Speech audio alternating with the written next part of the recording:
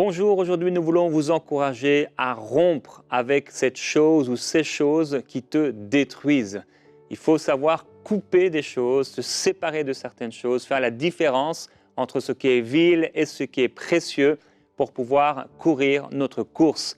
Et c'est notre invité, le pasteur Patrice Martorano, qui va nous encourager dans quelques instants. Et avant cela, j'avais une pensée pour quelqu'un. Alors tu es peut-être le mari d'une femme qui craint Dieu, et toi, tu n'as pas encore fait d'alliance avec le Seigneur et justement, tu restes avec ces choses qui ne plaisent pas à Dieu et en même temps, tu cherches la prière de ton épouse. Et c'est exactement ce qui se passait dans la vie d'un homme qui s'appelait Sédécias. C'était un roi, aujourd'hui on pourrait dire, c'était un président, un homme important. Il avait dans sa ville et dans sa nation quelqu'un qui marchait avec Dieu, qui s'appelait Jérémie. À un moment, il va lui dire, alors qu'il est écrit que ni lui ni ses serviteurs n'écoutaient les paroles du prophète Jérémie, il va aller vers le prophète Jérémie et il va envoyer quelqu'un vers lui en lui disant « Prie en notre faveur auprès de l'Éternel notre Dieu ». Donc cet homme ne se déplace pas lui-même, il fait envoyer quelqu'un pour demander à l'homme de Dieu de prier pour lui. Et peut-être aujourd'hui tu es semblable à cet homme, eh bien tu demandes à ta femme de prier pour toi, ou alors peut-être tu demandes à quelqu'un, peut-être un pasteur, d'imposer les mains sur toi. Tu es peut-être un président ou un ministre. Je sais qu'il y en a plusieurs qui écoutent nos émissions. Et tu demandes à ces personnes, à ces chrétiens, de prier pour toi. Mais tu ne t'es pas encore engagé avec le Seigneur. Et Jérémie va rencontrer des situations difficiles dans cette nation. Et le roi ne va rien faire vraiment de spécial. Parfois, pour l'aider un peu. Mais il ne va pas clairement dire pour qui il est. Et Jérémie va se trouver pendant un temps dans la cellule, dans la prison. Pendant un autre temps, on va le jeter dans la citerne. Et à un moment, il est écrit que le roi Sédécias envoya chercher le prophète Jérémie. Et il va dire à Jérémie, « Je te demande une chose, ne me cache rien. » Et le prophète va lui dire, « Si je te donne un conseil, tu ne m'écouteras pas. » Et là, il va lui donner un conseil de la part de Dieu, mais Sédécias ne va pas l'écouter. Il va dire, « Oh, je suis inquiet à cause de cette situation. Je crains que si je fais ce que tu me dis, il m'arrive cela. » Et donc, il ne va pas obéir à l'instruction que le Seigneur lui donnait à travers cet homme qui s'appelait Jérémie. Je veux t'encourager aujourd'hui, pas seulement à vouloir que Dieu parle dans ta vie, pas seulement à vouloir la prière des autres, mais pour ta propre vie, à faire une alliance une fois pour toutes avec le Seigneur Jésus-Christ. On ne peut pas tourner entre guillemets, autour de l'Église ou des chrétiens ou de la foi, sans avoir une foi nous-mêmes, parce que cette foi qu'on a aujourd'hui ne nous sauvera pas. Si vous n'avez pas foi en Dieu pour votre propre vie, si vous n'avez pas fait d'alliance avec le Seigneur Jésus-Christ dans votre vie personnelle, la foi des autres ne suffira pas au jour de votre mort. Et c'est aujourd'hui le jour de votre salut. Vous devez rompre avec ces choses qui vous détruisent. Et peut-être aujourd'hui, vous êtes bien, vous avez tout l'argent qu'il vous faut, mais ces choses vous détruiront. Votre argent pourrira, votre or pourrira. Et je veux vous encourager aujourd'hui à donner votre cœur au Seigneur Jésus-Christ. Je vous encourage à le faire et à obéir à Dieu. Vous avez entendu encore et encore des prédications, encore et encore des pasteurs vous encourager, mais c'est le temps pour vous, c'est le temps pour toi de donner ta vie à Jésus-Christ. Et je vais laisser la place au pasteur, mais prends le temps avec Dieu. Et il y a une adresse maintenant qui s'affiche en bas de cet écran pour recevoir le Seigneur Jésus-Christ. Et je veux t'encourager, vous encourager à pouvoir faire cette démarche de foi et à recevoir le Seigneur Jésus-Christ en demandant pardon sincèrement à Dieu pour vos péchés, mais surtout en livrant et en donnant votre vie au Seigneur et en renonçant à vos péchés. Faites cette démarche aujourd'hui, c'est important, c'est Dieu qui vous appelle, ne résistez pas à l'Esprit qui vous parle. Amen. Alors sur ces paroles, Patrice, je vais te laisser toute la place pour nous encourager. Merci Jérémie, tu as parfaitement introduit mon message qui s'intitule « Romps avec ce qui te détruit ». Je suis pasteur maintenant depuis assez longtemps pour savoir qu'il y a des chrétiens qui marchent dans la sanctification, même s'il y a encore des choses à régler, mais on y va, c'est en route, c'est en chemin. Et puis je sais aussi qu'il y a malheureusement des chrétiens qui ne cessent de chuter dans le mensonge, dans la pornographie, dans des caractères qui ne sont pas à la gloire de Dieu. Je crois qu'il y en a pour tout le monde, suivant la faiblesse. Pour certains, certaines choses, c'est tellement on est tellement loin de pratiquer ces choses-là, mais vous combattez avec d'autres choses et il y en a pour tout le monde. L'ennemi sait parfaitement, suivant qui nous sommes, nos personnalités, nos penchants, comment nous attaquer, comment venir nous tenter. Et j'aimerais vous encourager aujourd'hui afin de rompre justement avec ce cycle destructeur dans votre vie, parce que je crois que Dieu nous donne la capacité, si nous le désirons et si nous marchons dans ce qu'il nous dit, dans la direction de ce qu'il réserve pour chacun d'entre nous, nous avons la possibilité de briser ce cycle destructeur dans notre vie. Je crois que tous ici, nous sommes nés avec des penchants naturels. Et j'aimerais voir avec vous un personnage aujourd'hui qui s'appelle Jacob. Vous avez tous entendu parler de Jacob. Jacob, même dans la galerie des héros de la foi, dans Hébreux chapitre 11, il nous est parlé de lui. Et pourtant, quand on regarde l'histoire de Jacob, elle est assez particulière. Jacob, son nom, veut dire le trompeur, l'usurpateur. Et lorsqu'il est né, en fait, il était jumeau avec un autre qui s'appelle Ésaü. Et Jacob était le second, mais il accrochait comme ça le talon. On voyait déjà sa personnalité, hein. Il voulait les premières places, il voulait être devant, mais il est né cadet. Et une bonne partie de sa vie, il va tout faire pour se faire un nom, il va tout faire pour obtenir des choses. Il va réussir à avoir son frère. Alors on pourrait dire, mais pourquoi aussi il lui a vendu son droit d'aînesse pour un plat de lentilles, pour ceux qui connaissent l'histoire. Mais en tout cas, Jacob était toujours intéressé. La plupart d'entre nous, on voit notre frère qui est en souffrance, qui a besoin de manger, on lui fait à manger. On n'est pas en train de négocier un héritage. Et Jacob était comme ça. Il négociait, il voyait toujours, de toutes les situations, ce qu'il pouvait extirper, ce qu'il pouvait prendre pour lui. Et puis, un jour, il va même jusqu'à rouler totalement son papa. Il va se faire passer, son papa est vieux, il est frappé de cécité, c'est-à-dire qu'il est aveugle, il ne voit plus rien. Et il appelle Ésaü pour lui dire, voilà, je vais te donner la bénédiction du fils aîné. Et la maman qui a entendu ça et qui avait comme favori Jacob, pendant que Ésaü est parti chasser parce que il allait recevoir la bénédiction, mais avant il fallait qu'il aille chasser et qu'il cuisine un bon petit plat à son papa. Alors pendant qu'il était, c'est comme dans les films, hein, pendant qu'il était en train de chasser, la maman a concocté un bon petit plat et ils ont profité de la cécité du papa, de Isaac. Ils ont mis des poils, parce qu'Ésaü était très poilu, ils ont mis des faux poils sur Jacob. Et Jacob est rentré et il a pris la place de son frère. Il a roulé, il a trompé son papa, il a trompé son frère pour prendre lui-même la bénédiction du frère aîné. Et lorsque Ésaü est revenu, il est rentré dans une colère sombre et il va en vouloir à mort à Jacob. Et Jacob va devoir fuir. Et Jacob, en fuyant, sa maman lui dit, écoute, va chez mon frère Laban et puis tu prendras une femme dans sa famille. Et puis, en y allant, il va vivre une expérience particulière. Jacob va se retrouver dans un endroit qui s'appelle Luz. Et voici ce qu'il est dit. Jacob fit un vœu à Béthel en disant, si Dieu est avec moi, me garde pendant ce voyage que je fais, s'il me donne du pain à manger et des habits pour me vêtir, et si je retourne en paix à la maison de mon père, alors l'Éternel sera mon Dieu.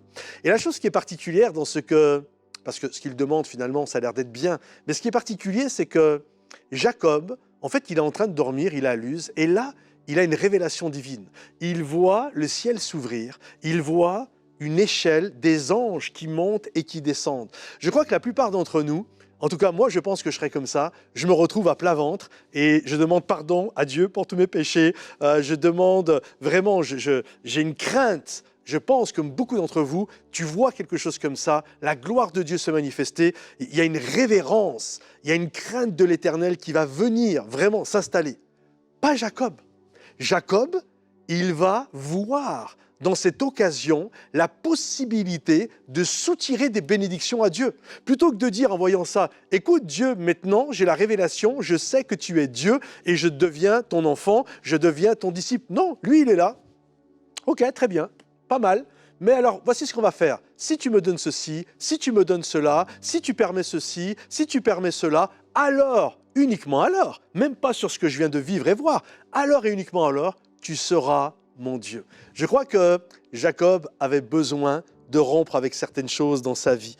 Et je crois que plusieurs d'entre nous, ça peut être comme ça. Je me souviens de ma mère qui me disait ceci quand j'étais beaucoup plus jeune, pas chrétien encore, avec plein de confiance. Elle me disait, la vie va se charger de toi. Et je crois que parfois la vie se charge de nous. la vie se charge des Jacob pour nous montrer que ça ne se passe pas toujours comme on avait prévu. Alors effectivement, Jacob va se retrouver à aller chez Laban, le tonton, et puis il va totalement tomber amoureux de la cadette qui s'appelle Rachel. Oui, mais voilà, il y a une autre, l'aînée, qui s'appelle Léa. Et donc, il va voir son beau-père, son beau-père, qui deviendra son beau-frère, Laban, et il lui dit, voilà, je suis amoureux, je veux me marier avec elle.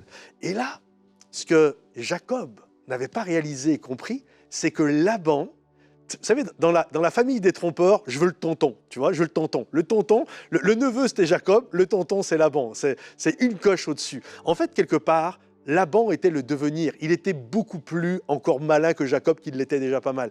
Et voici ce qu'il va dire. Écoute, pas de souci, si tu veux ma fille, je te la donne, mais avant, il va falloir que tu travailles 7 ans pour moi.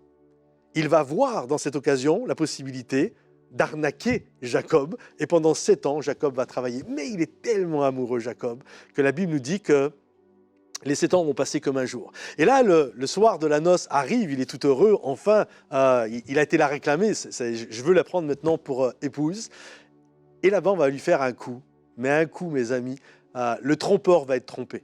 C'est-à-dire qu'il va profiter de la coutume de l'époque, la manière dont ils étaient habillés. Il va prendre sa fille aînée, Léa, qui n'était pas encore mariée, et il va la vêtir de la tête aux pieds, de telle manière qu'on ne va pas la voir. Elle va être cachée sous un voile, et ils vont faire la fête, le mariage. Et durant la nuit de noces, Jacob va penser consommer son mariage avec celle qu'il aime, Rachel, mais il ne va pas faire attention, certainement dû à l'aveuglement, à l'obscurité de la nuit. Certainement aussi ses deux sœurs, elles avaient certainement des ressemblances aussi.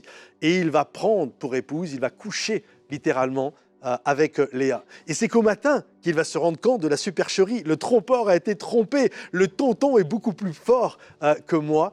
Et il va aller voir le tonton. Écoutez bien ce que le tonton va lui dire, c'est fort. Il va lui dire, il n'est pas coutume chez nous que le cadet prenne la place de l'aîné. Vous revoyez l'histoire ?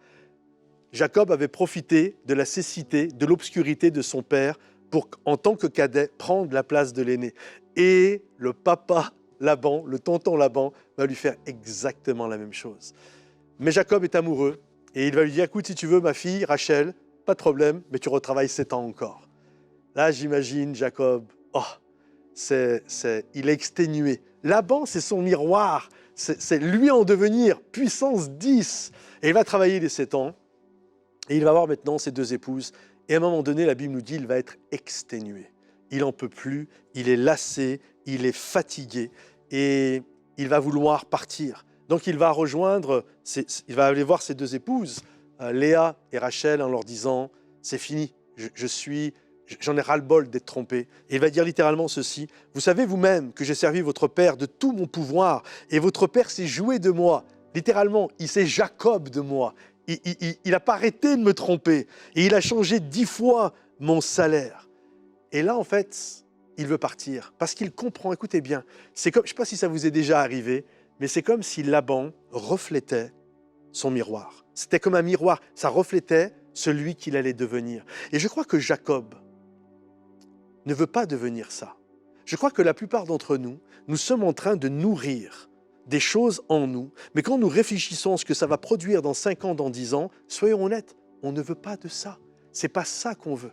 Et soit on a la possibilité de continuer de nourrir et de devenir le futur Laban, ou soit on peut dire, comme Jacob, je romps avec ces choses-là. C'est terminé, c'est pas ma vie, c'est pas ma destinée, j'ai pas été créé pour être le tonton tricheur un jour à mon tour qui va arnaquer les autres. C'est fini, je l'ai été, c'était ma vieille nature, mais je désire changer. Et là, il va prendre Rachel, Léa, il va prendre ce qui lui appartient, et puis ensuite, ils vont partir. Et alors qu'ils sont en chemin, il va se retrouver finalement à devoir confronter son frère qu'il a arnaqué lui-même, et il est pris entre son passé, régler son passé avec Laban, et fuir son devenir. Et là, comment va-t-il faire? Et il va vivre une expérience extraordinaire. C'est là que la vie de Jacob va basculer. La Bible nous dit qu'il va vivre un face-à-face avec Dieu, et dans ce face-à-face, il va vivre une transformation profonde. Parce que je crois que c'est Dieu, littéralement, qui nous change. Regardez ce qu'il est dit. En plein milieu de la nuit, donc il va se lever. J'imagine que certains Je suis persuadé qu'il y en a, vous m'écoutez, et cette nuit, certains, vous étiez debout, en train de lutter avec vous-même et prier à Dieu pour que Dieu vous change. Et littéralement, c'est ce que Jacob a fait. Il s'est levé en pleine nuit, et il s'est retrouvé dans un endroit, dans un bois, il est rentré dans un bois, et voici ce qui s'est passé. Jacob demeura seul.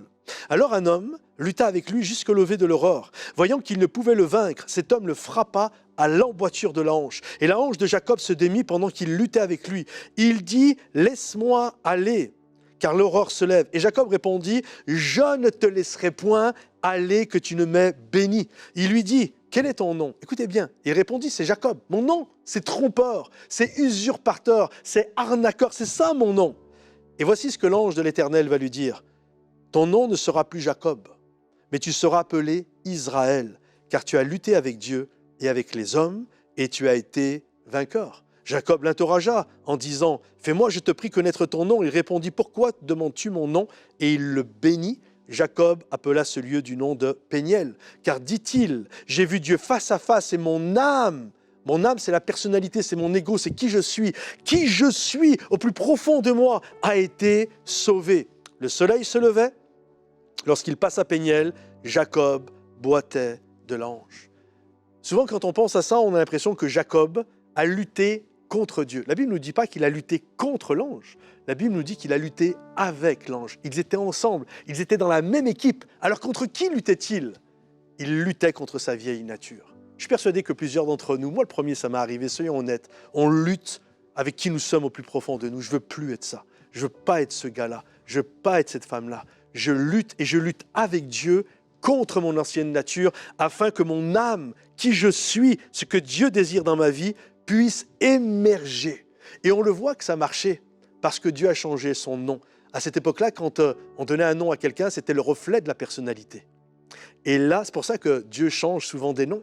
Et quand il change des noms, c'est pas parce qu'il dit « Ah, t'as vraiment un nom qui est... Franchement, tes parents, ils se sont plantés. Hein. C'était vraiment pas le nom qu'il fallait donner. » Non, quand il change des noms, c'est parce qu'il est en train de produire quelque chose dans ta vie. Il dit « Tu étais appelé trompeur, mais maintenant tu es appelé Israël parce que tu es celui qui lutte avec Dieu et qui remporte des victoires et qui remporte des bénédictions. » Et c'est ça, mes amis, la vraie bénédiction. Jacob pensait que c'était obtenir toutes sortes de richesses. Et il était là à Péniel, à Bethel, excusez-moi, il a tout fait. Je demande ceci, je demande cela. Mais la finalité, ça ne l'a pas rendu heureux.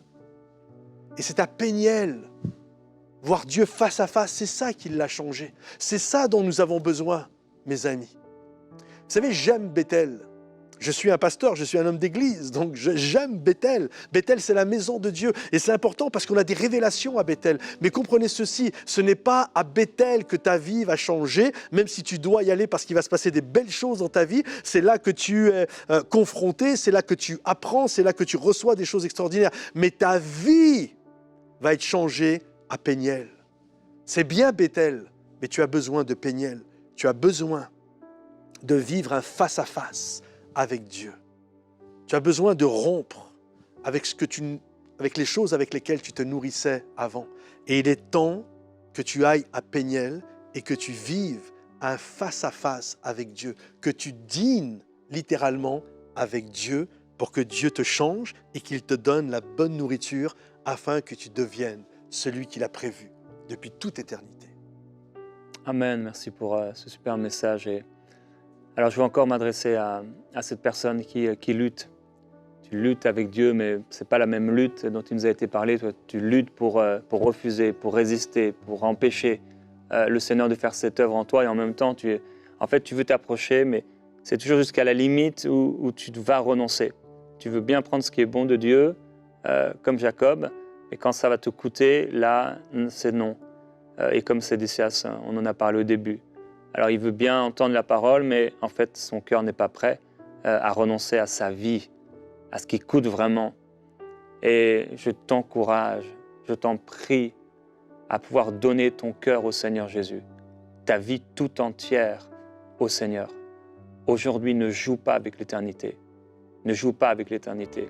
Sédécias n'a pas obéi, et quelques jours plus tard, on lui a crevé les yeux. On a tué, avant de crever les yeux, ses enfants, sous ses yeux, et ensuite on lui a crevé les yeux.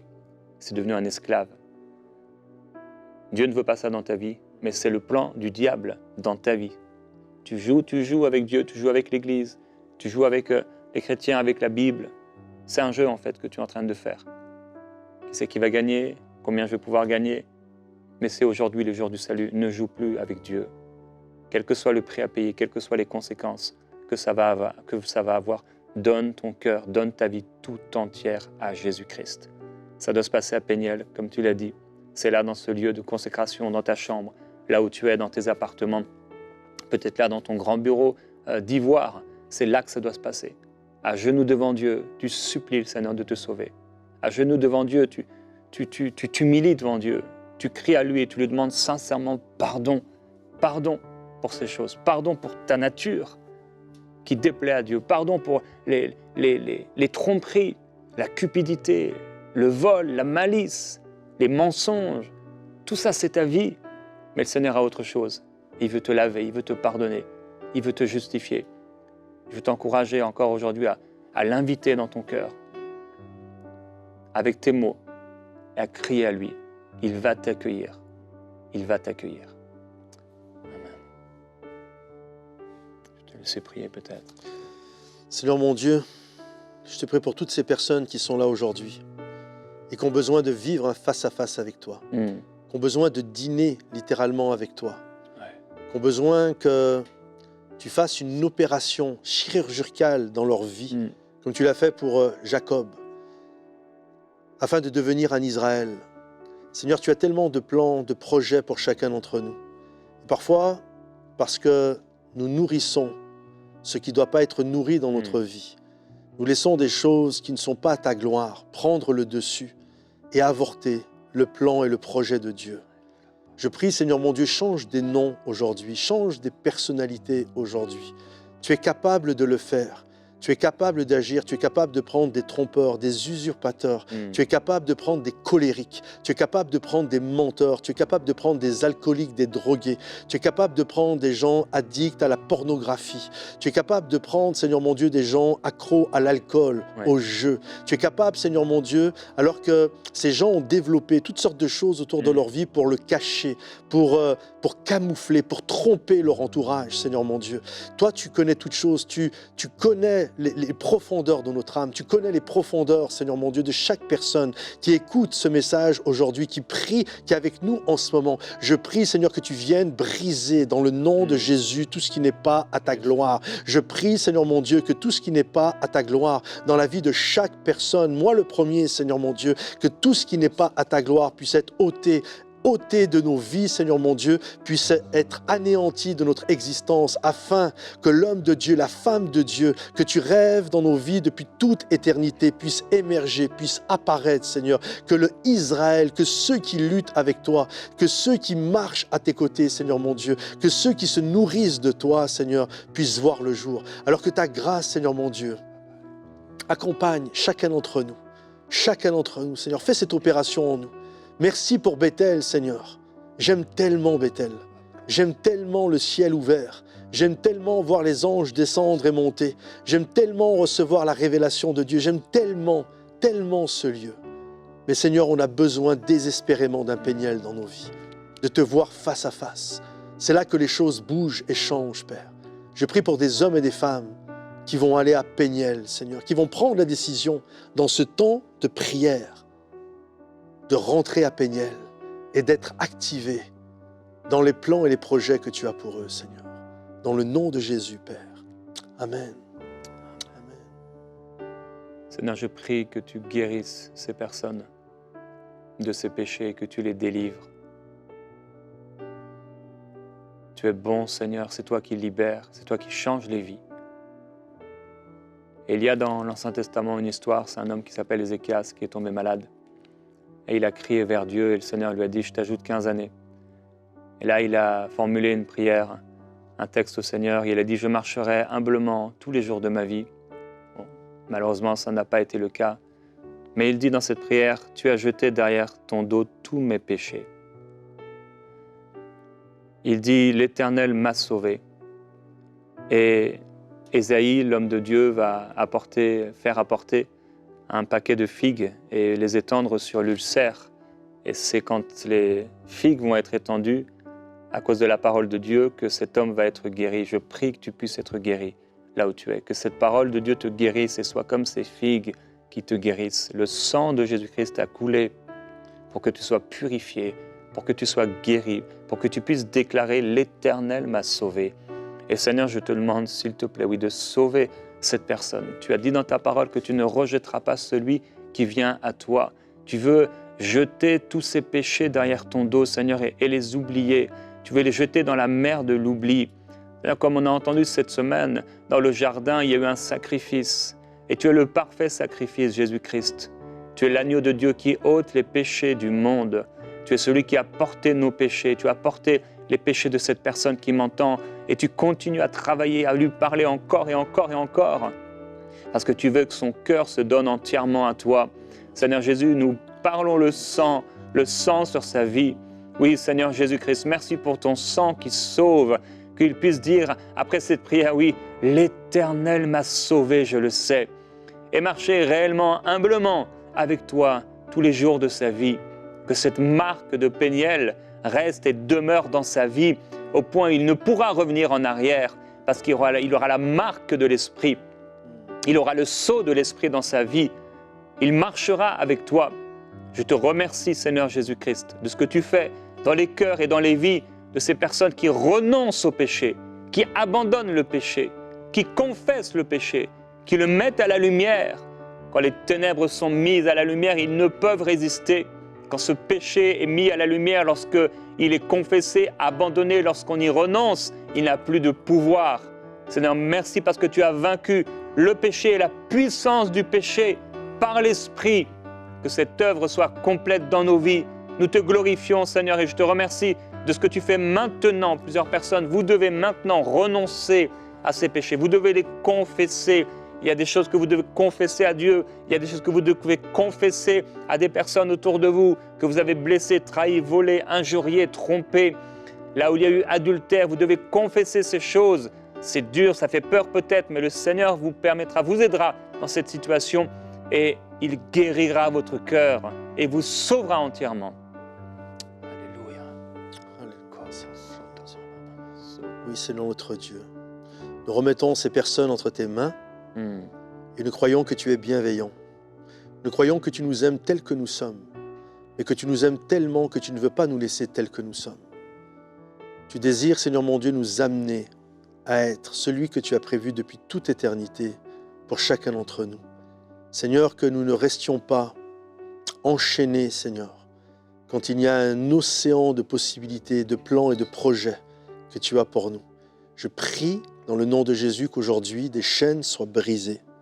Je prie que dans le nom de Jésus, des liens puissent être anéantis, que littéralement ce qui nous amenait, qui nous empêchait de nous développer, d'être des Israël, d'être des hommes et des femmes que tu désires. Je prie que toutes ces choses soient brisées dans la puissance de ton nom. Et je déclare des hommes de Dieu, des femmes de Dieu, qui vont être des gens de ta présence, qui vont vivre des Péniels, tout en vivant des Béthel, mais qui vont vivre des Péniels, qui ne vont pas attendre que le dimanche matin pour vivre des choses extraordinaires avec toi. Mais je prie pour des hommes et des femmes qui vont se nourrir avec de la nourriture solide et qui va faire d'eux des hommes et des femmes matures dans le nom de Jésus, Père. Amen. Amen. Il y a quelqu'un, le Seigneur t'encourage, alors que tu t'engages avec lui, à écrire une lettre comme un engagement aujourd'hui, comme une confession, une déclaration de foi envers Dieu, que tu vas marcher avec lui et tu vas l'écrire. Écris-la de tes mains, écris cette lettre, date-la d'aujourd'hui où tu prends cette décision. Elle sera comme un rappel de ce que tu as vécu avec le Seigneur aujourd'hui et lui, il fera le reste. Que le Seigneur vous bénisse.